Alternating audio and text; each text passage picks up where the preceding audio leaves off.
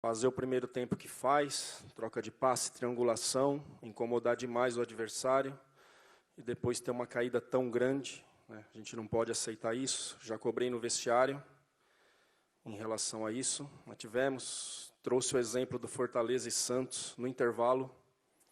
Falei, continua do mesmo jeito, fizemos um ótimo primeiro tempo, mas infelizmente as coisas não aconteceram como a gente queria, né? Fazer um resultado desse em casa, de 2-0, e depois, além do trabalho do adversário também, a desconcentração nossa em algumas bolas. Agora, Carille, você acha que o resultado de 2-0, porque foi levado no primeiro tempo, de alguma forma acabou dando aquela relaxada no elenco, apesar de você ter conversado com eles, isso não funcionou no segundo tempo, e você já detectou, embora tenha acabado a partida há pouco tempo, o porquê dessa queda tão brusca de rendimento na segunda etapa?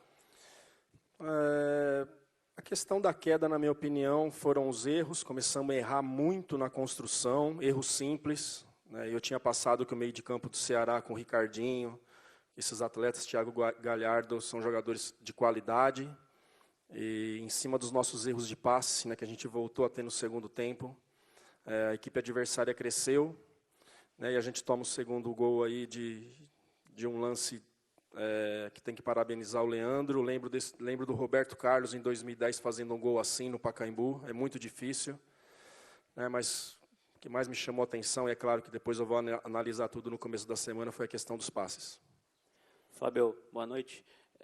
Você falou que alertou os jogadores no intervalo, o Matheus Vital falou na saída de campo, que você falou isso para eles, que 2-0 não estava ganho, que já houve outras viradas no Campeonato Brasileiro. É claro que falando depois do jogo, depois do resultado, é muito fácil. Agora, você acha que poderia ter feito alguma coisa com 10, 15 minutos, de repente, para ter modificado isso antes de acontecerem os gols? Repito, estou falando depois do jogo, é muito fácil, mas revendo o que aconteceu, poderia ter acontecido algo para que não acontecesse isso? Eu tive que fazer uma substituição e jogar esse horário é diferente, né? É 11 horas para os dois lados, mas a questão do desgaste é diferente. Tive que fazer uma do Carlos ali com o Avelar, que sentiu um probleminha muscular. Ali eu já perdi, fiquei um pouquinho preso na questão de uma mudança de jogadores. Tive que esperar um pouquinho mais, porque eu já via que o Michel estava sentindo lá, que o Urso caiu, Cleison e Matheus Vital me chamaram a atenção um pouquinho do rendimento deles na parte física também. Mas o que eu cobrei, né, de mudança de corredor, que a gente fez bem no primeiro tempo, terminar de um lado a bola, começar de um lado e terminar do outro, e a gente não conseguiu fazer isso. Né, começamos a jogar a bola muito para trás, isso pode ser através do cansaço também, depois a gente vai olhar tudo direitinho. Mas é claro que todos nós, né, não só eu, como todos os atletas, quando ganha, todos ganham, quando perde, todos perdem, né, não é responsabilidade nunca do técnico numa vitória 100% e numa derrota também não, mas todos nós poderíamos ter feito algo a mais.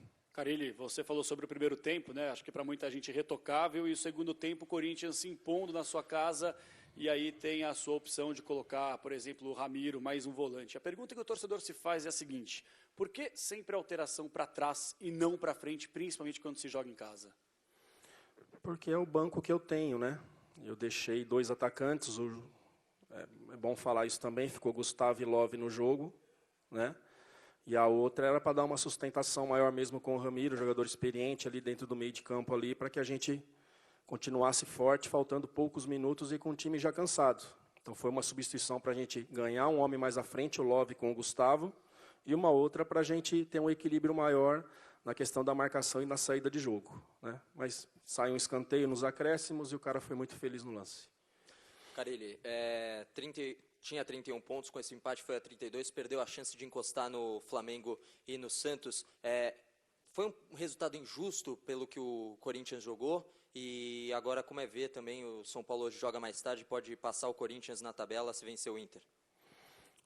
Eu não gosto de ficar olhando muito, né, o adversário, os adversários, os jogos. Eu gosto de fazer o nosso melhor aqui sempre. Primeira pergunta, desculpa. Se foi um resultado injusto? Não, não foi injusto, não.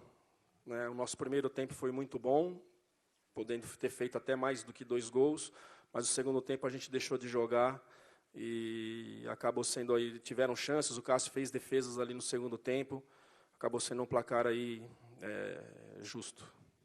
Fábio, boa tarde. Resultado que você, principalmente, como todos, não esperavam.